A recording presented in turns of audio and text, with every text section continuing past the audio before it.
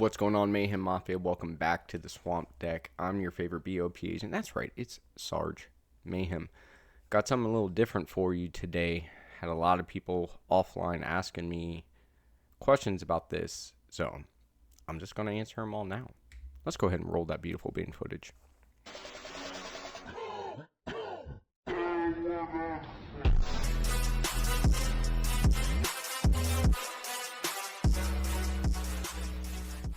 What's going on, Mayhem Mafia? Before we get to the video, I want to give a shout out to some of the partners that we work with that make all this happen and can make a lot of things happen for you because of the products that they supply. The first one is going to be where we get all of our GATS, glass, and brass, and that's going to be Brownells. You know it. Use this code right here. Save yourself some coin. Not only do they have GATS, glass, and brass, but they also have other things that can help in survival situations, camping, different things like that. They have a large selection of different products, and they're supporting you to support your family and defend your family. Remember, hurricane season's coming up, so go over to Brownells. Get those GATS, glass, and brass, dehydrated food, life straws, whatever you need. Use that code. Save some money. The other one's going to be the hottest sauce, the Sauce Boss, on the market, and that's going to be Cleanse Oil. Cleanse Oil is the only product that I'll run on my gun. They just came out with some new products like a synthetic gun oil that you should check out. I've been running it. I love it. The carbon killer, awesome. Go over to Cleanse Oil, use that code, Mayhem20, save yourself some coin. Thank you guys for all the support you give the 2A community and making all this stuff happen. Let's get back to the video. All right, guys, so obviously this isn't going to be my traditional thing. I don't even have the dude on the tube this week. Really wanted to kind of just get this done with because I get a lot of people asking me questions about it, and I feel like if I just do one video, I'm probably going to get some hate or something for it, but hey, it is what it is. I'm just giving it to you based off of just reality. So what are we talking about? I've had a lot of people come up to me since I'm a firearms instructor. When I teach concealed weapons classes or other classes, they're always asking me, when am I allowed to use the firearm? When am I not allowed to use the firearm? What steps do I have to take, or whatever the case may be. So with that said, recently, most of us have heard about this Karmelo Anthony and Austin Metcalf thing that was going on. So people were asking me what I thought about it, and is he going to be protected under stand your ground or not? So one of the first things I did, which anybody should do, is get the documents. First of all, before I go any further, I am not a lawyer. I am not law enforcement. There are rules that we all have to follow in society. There's also I'm a licensed armed security guard, so I have to follow other rules when I'm doing that job. There's certain things that you need to know the laws. So basically, the laws are the rules of the game. You got to learn the rules of the game so you can play the game. For example, probably hard to, there we go. Yeah. I am very, very, very interested in knowing the rules of the game, not so I can manipulate them, but to make sure that I play by the rules, and on top of that, my rights aren't trampled on.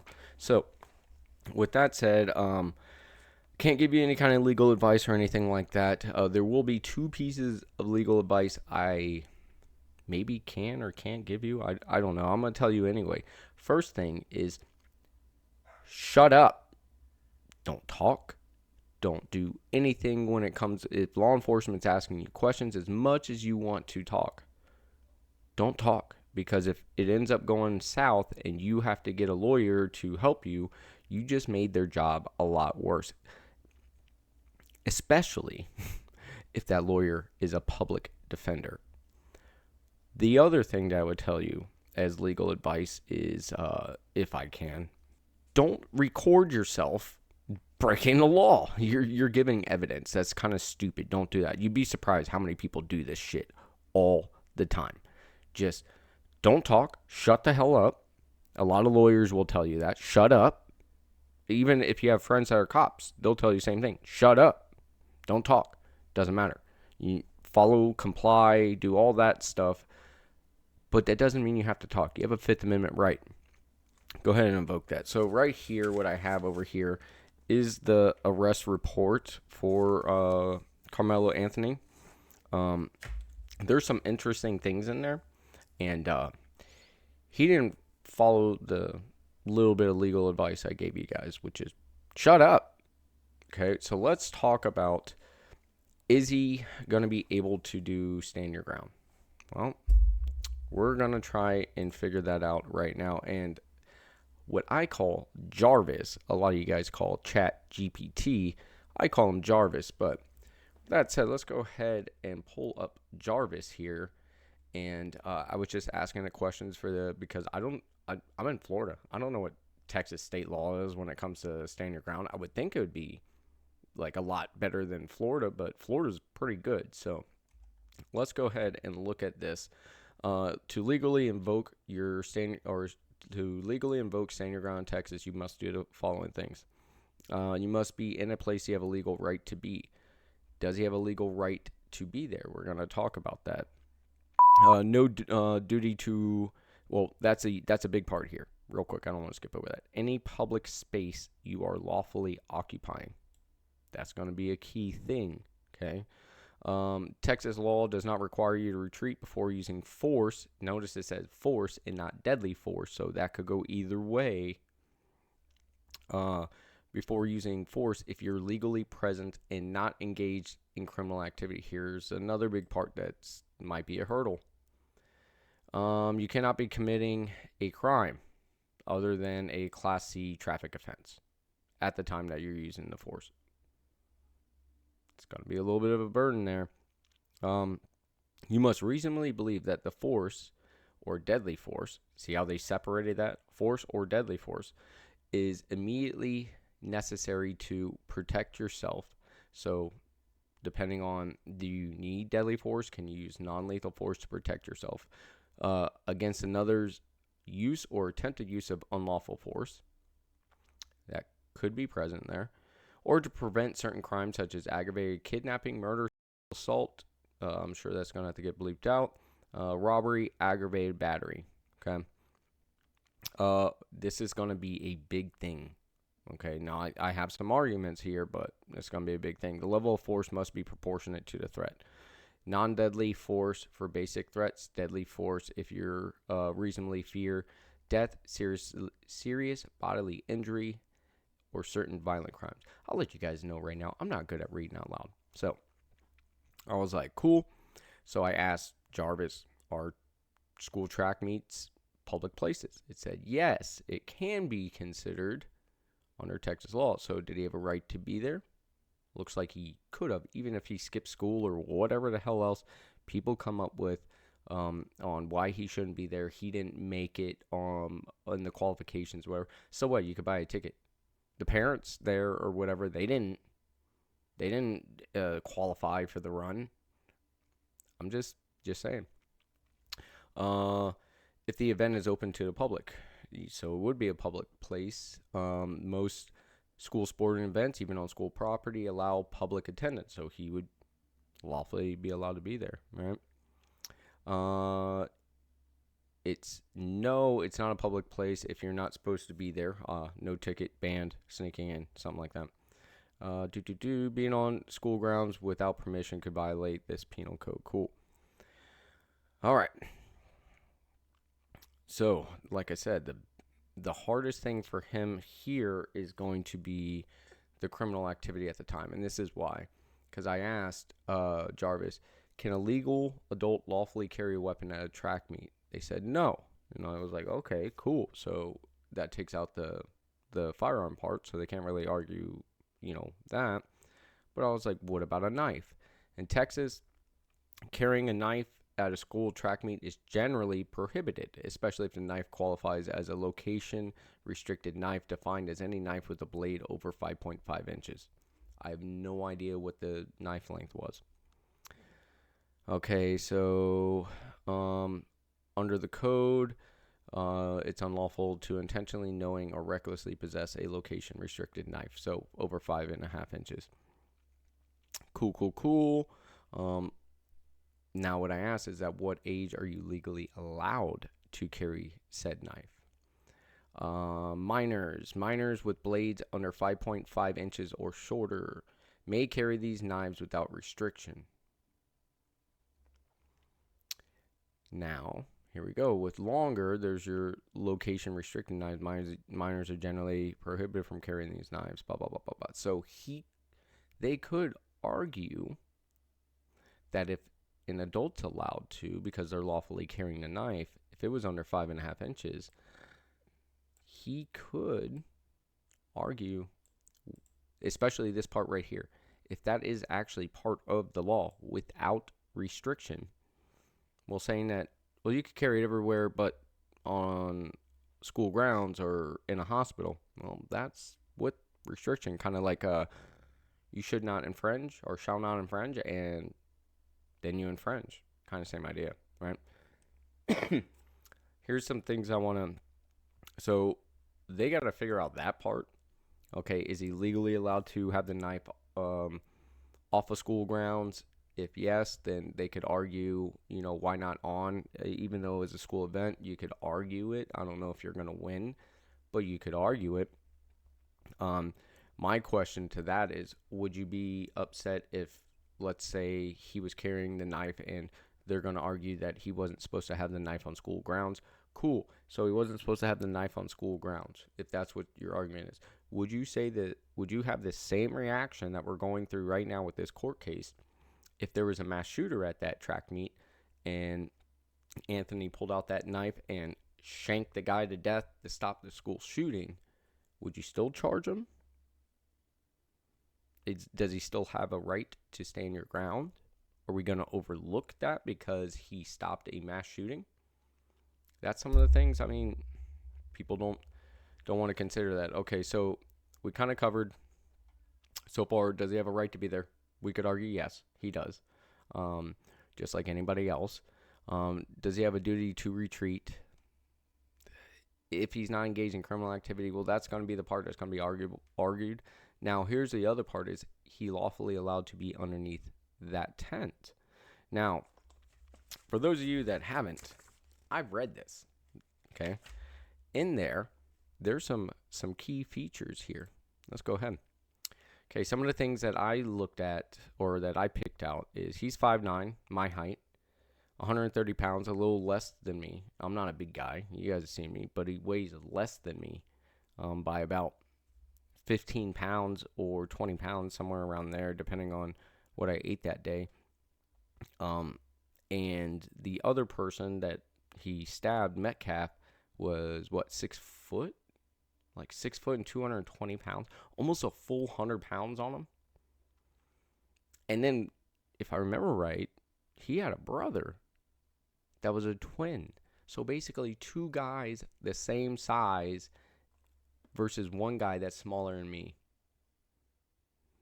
Could you argue that you felt like your life was in immediate great bodily harm?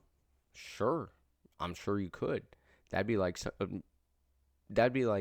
Dwayne "The Rock" Johnson running at me.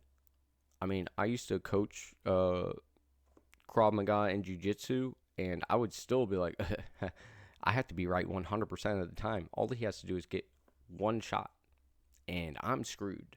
So we got to keep that in mind. Size wouldn't matter. Would you, in other cases, if it was a female that was 130 pounds and 5'9", are they going to say that she couldn't articulate that she felt like she was in great bodily harm, immediate great bodily harm because of the size? They could. Okay, when it comes to this, I highlighted some stuff. As you see, I went through, and yeah, we're not going to go through all this. If you guys want, just do what I did, a Google search, arrest record, or arrest report, sorry.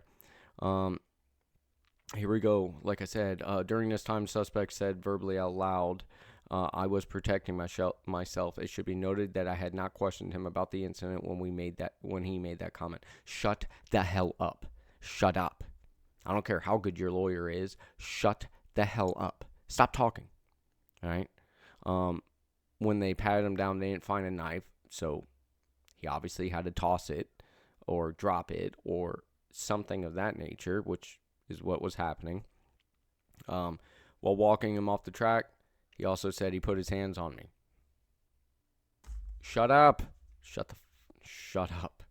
Right? No weapons were located, so the knife's not there.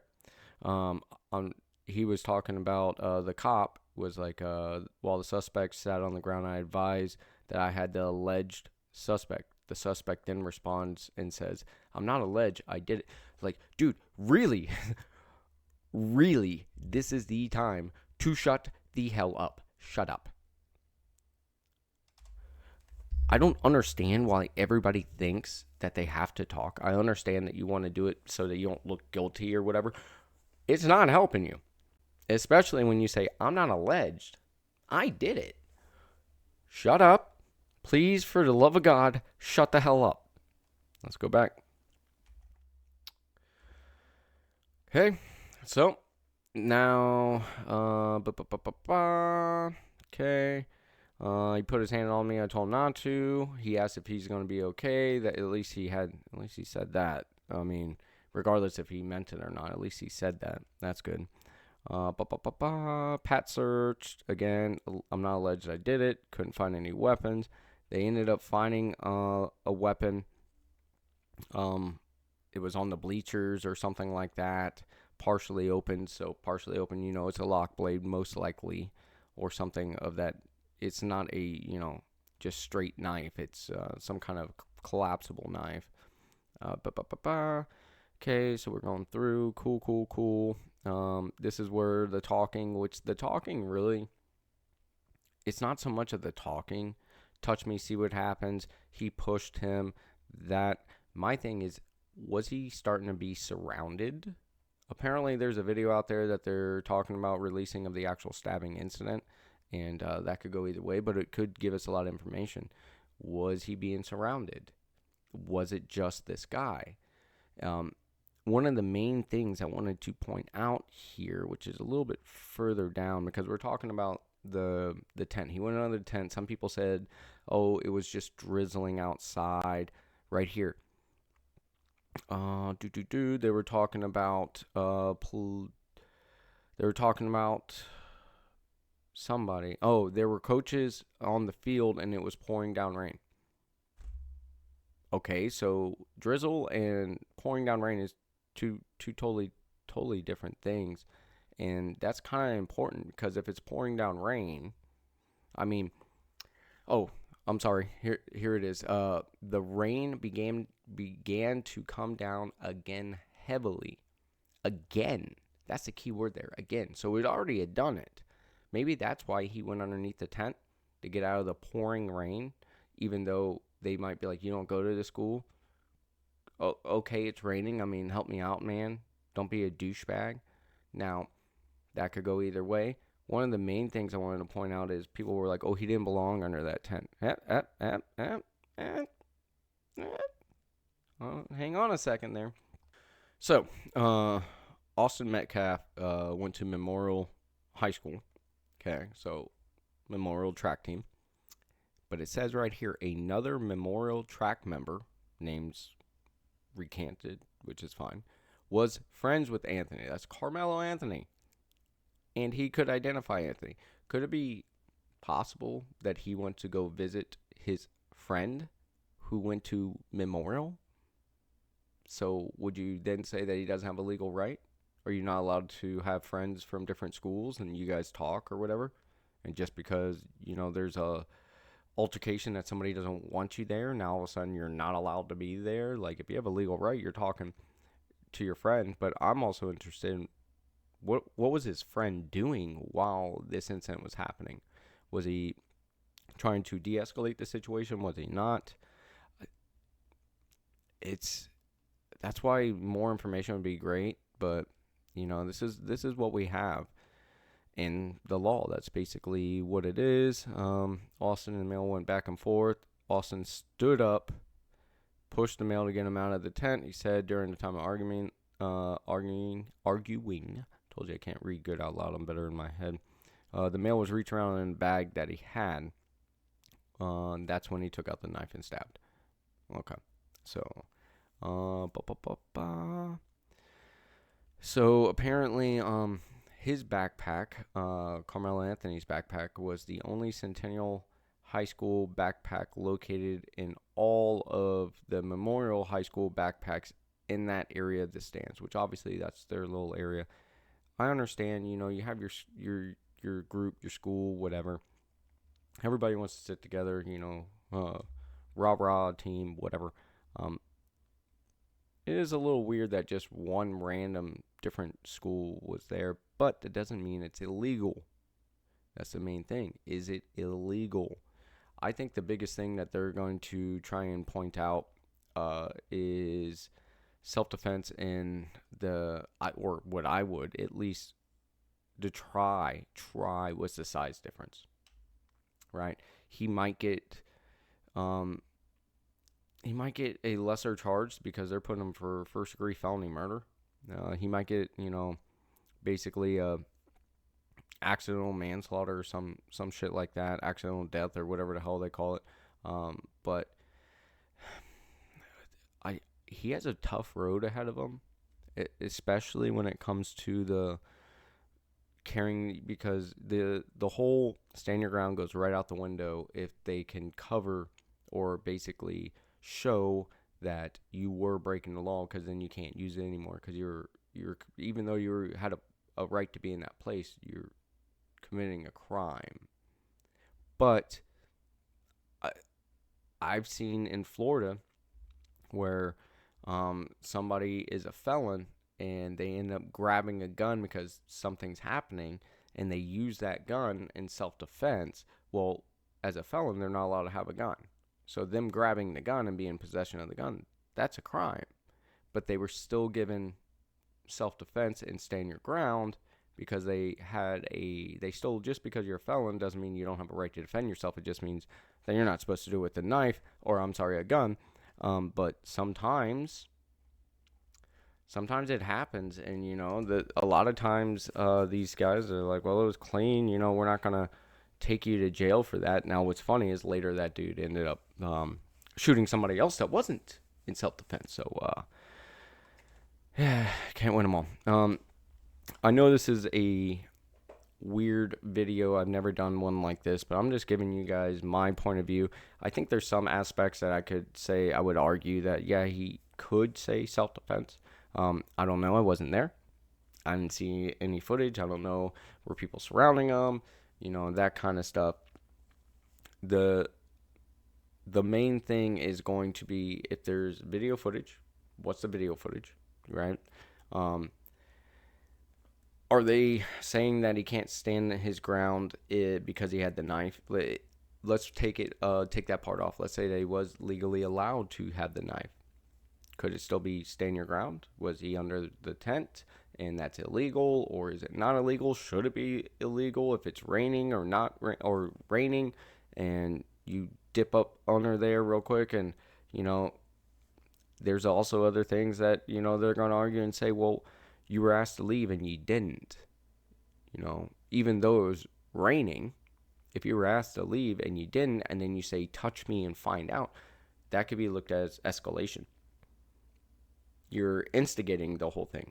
So now, at least in the state of Florida, that can actually be looked at differently, right? If you're instigating it, then there went your whole self-defense. Now, also, apparently, people are saying, well, he's guilty because he ran and threw the knife. It's not always illegal to run away from a crime scene, especially if there's danger and I had to use my firearm on you for self-defense. I don't want to stay around, depending, especially if there's a group of people. What if they attack me? I want to, stop the immediate threat and get the hell out of there. That's what I'm trying to do. But in the end, let me know what you guys think down below. Did I miss anything? Have you read the report? Let me know what you guys think. Don't go off of just the YouTube news or Instagram news or whatever. Go read it, and then look at the law, what the law says, and then take the bias out of it. That's what I'm trying to do, is look at it. If I was trying to prosecute him and if I was trying to defend him, I'd try and look at it at both sides. So should you, but also have the documents and the documents to back it up. All right, this is somebody's life. I mean, one life's already gone, and another one might be gone as well. This isn't a game, guys. Like I said, in the end, when it comes to this kind of stuff, self-defense or not, it's gonna be tough. It's gonna be tough, but could it happen? Sure. We've seen crazier things, but when it comes to this kind of stuff, if you ever have to defend yourself, shut up. Let your lawyer do the job that they need to do. And if you're out doing stuff like cooking meth, probably shouldn't record yourself cooking meth or selling meth or doing something like that, kind of like what Hunter Biden did. Yeah, I probably wouldn't record myself doing stuff like that. That's pretty smart.